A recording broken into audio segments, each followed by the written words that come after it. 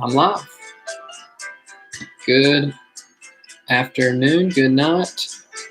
We have one listener right now, and I suspect we won't have too many more because there's no school tomorrow, right? And no school means no test tomorrow, even though the test will be whenever we go back. I can't imagine that anybody was thinking, you know what I'm going to spend on my snow night? Listen to Mr. Lemons yak a little bit more. But I don't blame you. So we'll post it, and hopefully you'll get to watch it whenever we go back to school. But it's exciting. We get a whole day tomorrow to spend, to make snowmen and do all the fun things. Whatever you do on a snow day, you get to do that. So I'm not going to waste any more of your time. We're going to get right to it here. I'm going to shrink me a little bit because nobody needs to see me. I think I can see the chat, so if you have any questions, you can chat away, and I will see. Maybe I can. I don't know. Let's see. Oh, I think we're good there. And so here we go. So we're in the Industrial Revolution, and we had a question, right? What fuels industry? And we had several points on that. That's definitely something you want to know, is make sure you know the several points of what fuels industry. And the first one was raw materials. The rest of them kind of go in and out. We don't know what's first. We don't know what's last. But we know you don't have industry if you don't have raw materials, right? You have to have raw materials. If you have those, then you can start an industry. Now, also remember, the industry was really created right after the Civil War. All right, it starts in the Civil War, but the Civil War kind of propels that thing. And a lot of reason why that happens is because the North was an industrial society, and the North wins the war. And when they win the war, everybody knows, hey, despite the South arguably having better army, definitely having better commanders, winning really most of the war, despite all that, because of the industrial might of the North wins the war. So everybody after that's like, yo, I think it's time to have an industry. And every country after that is trying to create a strong industry to make their country strong, right? And so that's how the Industrial Revolution first begins. And then after that, we have several different factors like entrepreneurs. Okay, and I gave you a list today of all the entrepreneurs to study. So make sure you know all those guys from Carnegie, Rockefeller, Alexander Graham Bell, Henry Bessemer, Frick, all those guys. Make sure you know who they are, study them, and you'll be fine. When you're studying people, it's always good to try to give yourself some hints, and that always helps you. So try to do that. Try to do an image for yourself, some imagery to study, things like that. So there's that. Let's see, here we go to the next question. The computer's going slow. Okay. Another one was railroads. Okay, so make sure you know that railroads, there's a huge boom in railroads, mostly because people can transport goods, right? People can transport goods to the railroads from places to sell. Okay, and the government decides that this is the way to do it, so they have a low tax on railroads. There's all kinds of new technology that helps the railroads develop, like mass production of steel and things like that. Okay, and then the railroads also transport people, right? So it's transport people from place to place, so people can travel. People can travel and sell things. And remember, I used the shoe analogy. If a cobbler, if I was the cobbler and I got to sell things on other places and stuff like that. So that's what the railroads do. And as this starts happening, right, as railroads start to expand things and industry starts to expand, then farming starts to decline, right? Farming's decline. People are moving to the cities, and the decline in farming is just, it really never stops, right? People are moving from the rural areas to the cities to get the jobs in the factories, and farming has really stunk ever since then. So any time in this class you have a question, is farming good in this time? The answer is no. Farming stinks. Farmers are on the decline for the whole time in this class because industry is a bad way of doing things, or have a bad way of killing farms. Okay. And same thing with this question: where are people moving? They're moving toward the cities, right? Make sure you know vertical and horizontal integration. Okay, we talked about that. Vertical integration is when they take over all of the aspects of the company. They're taking over the delivery, the sales, the raw materials. Everything is happening vertically. Horizontal is when you just own one part. Everybody has to filter through you. Rockefeller uses this with Standard Oil. He does all the refinery. He lets other people drill. He lets other people deliver it, but all the refinery comes to him. So he owns all the refineries of the oil business, whereas Carnegie does steel, and it's straight up and down, and he tries to own every bit of it. He tries to own all of the vertically. Make sure you know what mass production is.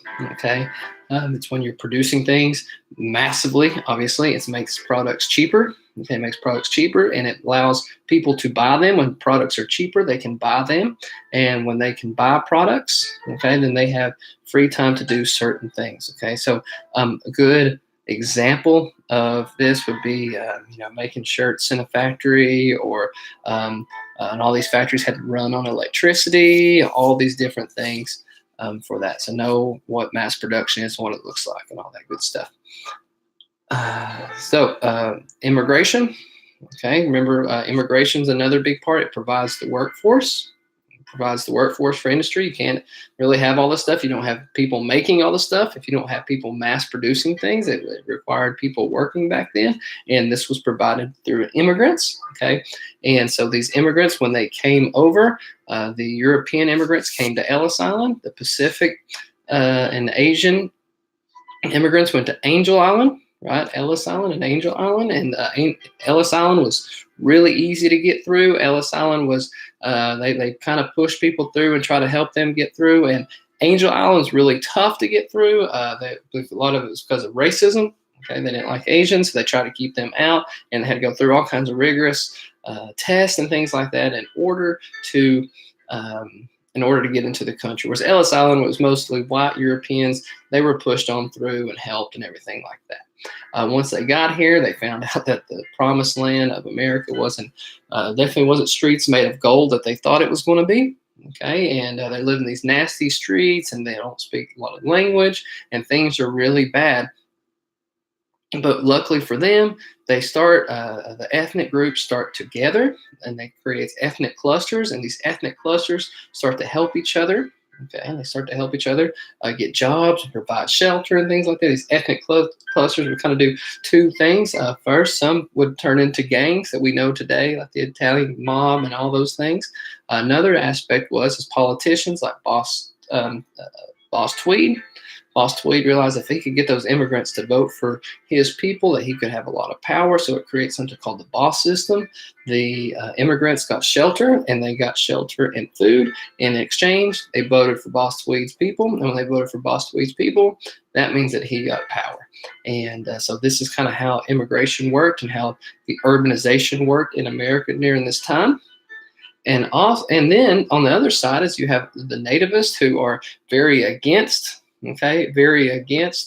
immigrants coming in. They don't think that this is their country. They think this is the nativist country, and that these people are going to screw up the culture and everything like that, and take away jobs and such things like that. So that's their argument, a nativist argument. And you have two kind of groups. Okay, first group, you have the American Protective Association. That's a nativist group, and these native groups supported things like the Chinese Exclusion Act and all kinds of crazy stuff like that. And then on the other side, remember the immigrants had the Molly Maguires. Okay, Molly Maguires and these other groups that protected each other and helped each other get better conditions here in America to help them a lot out. Now, remember another thing about immigrants is there are two types of immigrants that you need to know. You need to know the early immigrants and the late immigrants. Okay, I had a whole chart in class: early immigrants, late immigrants. Know where they came from. Okay, what countries they were from, and all those good things. So the early immigrants, they came from Northwest Europe. The later immigrants came from Southeast Europe. Okay, came from Southeast Europe, and they moved to the cities. Right, so they moved to big cities, whereas the earlier immigrants, they moved to everywhere. They moved to rural, they moved to cities, and all that good stuff. So Make sure you know that. Anytime they ask you whether it's a minority, whether it's a women, or if it's men, or whatever it is, anytime people are moving from the rural areas to the cities, it is always, always, always in this class, it is always going to be for jobs. They're seeking jobs. They're trying to find jobs in order to provide for the family. Farming has been depleted so much that the only option they have is to go farm, to go work in the factories. Okay, so they're looking for jobs. Anytime there's a mass migration to the cities, they're looking for jobs. It's the only reason to live in a city, if you ask me. Make sure you know push and pull factors. Okay, push factors are bad things. Push factors are bad things. Pull factors are good things. Okay, that's why people leave. They leave because of push factors. They come in because of pull factors. Now, the next part here is the Gilded Age. Make sure you know what the Gilded Age means. Okay, that things were gilded here in America. It looked nice. You got the Carnegies and the Rockefellers, and these people were really rich, right? These people are really rich, but on the inside, you have the filth and the nastiness that urbanization brought with it. We watched that in the Story of Us video, all the filth and corruption. We had people like Jacob Riis taking pictures of it to try to show how the other half lived. Had the policeman Burns. He was trying to get rid of crime and fighting crime and things like that. So you have all kinds of things where the city is progressing and things are bad, and just things are bad in the city. But if you just study the macroeconomics of America, there was a crazy amount of wealth there. There was still on the inside, it was hollow and nasty and dirty and all that good stuff. So that's why it's called the Gilded Age, right?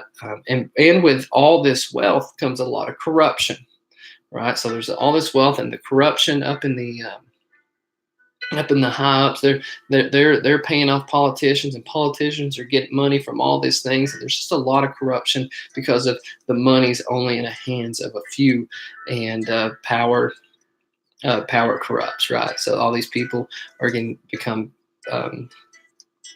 powerless, and the people are becoming powerless, and the other people are becoming very powerful. And then these people, the top people, it turns into this thing. Are these guys good guys? Are they bad guys? Are they robber barons? Are they captains of industry? Which one are they? Captains of industry kind of leans toward that these guys are good, and they provided things for people, cheap products in order for people to live a little bit better. All right, and then you kind of have the social Darwin people that we talked about today, that they think society is moving up, and these people would consider these rich billionaires captains of industry, right? Whereas a lot of people see these really rich people as robber barons, that these people are just trying to push everybody down. They're oppressing people, and they are pure evil because of all this money, and those guys are just robbing the millions of dollars from normal people, making us work really hard in order for them to be really rich. So there's that debate, and that debate is actually in your readings. Okay, you can read all about that, the difference between robber barons and the captains of industry. Make sure you know who Jay Gould and Jim Fisk are, what they do, and that's in your task rotation from last Friday. You make sure you do that. Make sure you know all the scandals in the Gilded Age. There's scandals and a bunch of political corruptness things that we studied there, so make sure you know all that. The Grover Cleveland scandal, the whiskey ring, the gold ring, all that good stuff. Make sure you know all those. Make sure you know where the political parties were getting their support. Okay, remember the North, they had the Republicans, they had the rich industrialist Republicans, that's where their support was at. And then you had the South, who were getting they were mostly Democrats. Okay, so the South, they were getting Democratic votes, and it was mostly from whites in the South that had Democrat. Industrialist in the North is what was going on there. We already talked about city machines. This question's asking about city machines. That's the boss system, the spoil system that we talked about, like Tammany Hall and these guys. They were providing a service in order to get votes for people. They're providing food and jobs, and the working people are then voting for those people. Okay. Now, another weird thing that starts to happen in this is that people start having free time. So in the cities, people are starting to they have a job, they have a little bit of money, okay, and they're not having to make everything because we can actually buy products now because of mass production and industrialization. Because of this, people have a little free time, so they start going to dance halls, they start going to plays, and whatever it is, amusement parks. All of a sudden you have this weird trend that's never happened really in world history, to where you get to go do stuff, right? Because you're not working all the time. And then, like, even back in the day, you were working, and then you had to go on the farm and work some more, and you didn't have any free time. You definitely didn't have any money. You can't imagine spending money on something to go watch entertaining and things like this. So this changes all kinds of things. This changes how we date. This changes how we interact with people. It's a pretty crazy little phenomenon that starts to happen, that only grows as we move further from the Industrial Revolution, as we have more time and more money, and as progressive things start to pass. This is something that happens all through until today, right? We're even more entertained, centered today. We have TVs in our home and things like that we can spend time watching. Make sure you know what a tenement is. Okay, a tenement are the nasty apartments in the cities that Jacob Riis is trying to show what life was like, and all that good stuff. Let's see here, going through the questions. I've already answered these for you.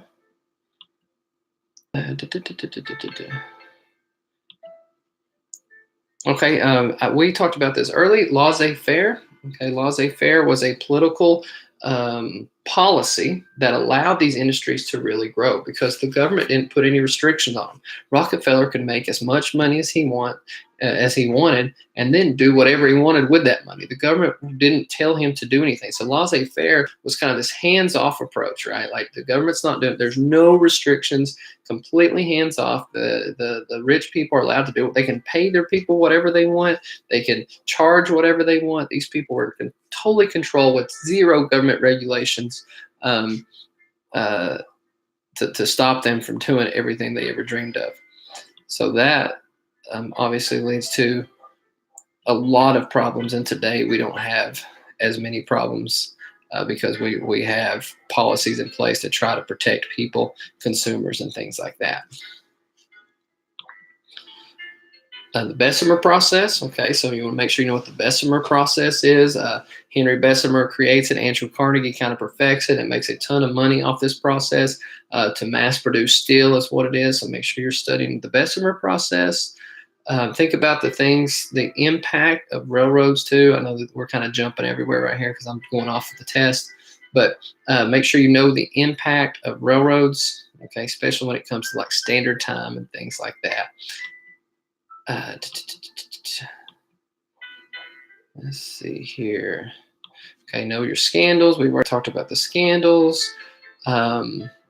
Make sure you know all your people. We've talked about the people. That's what I'm going through right now.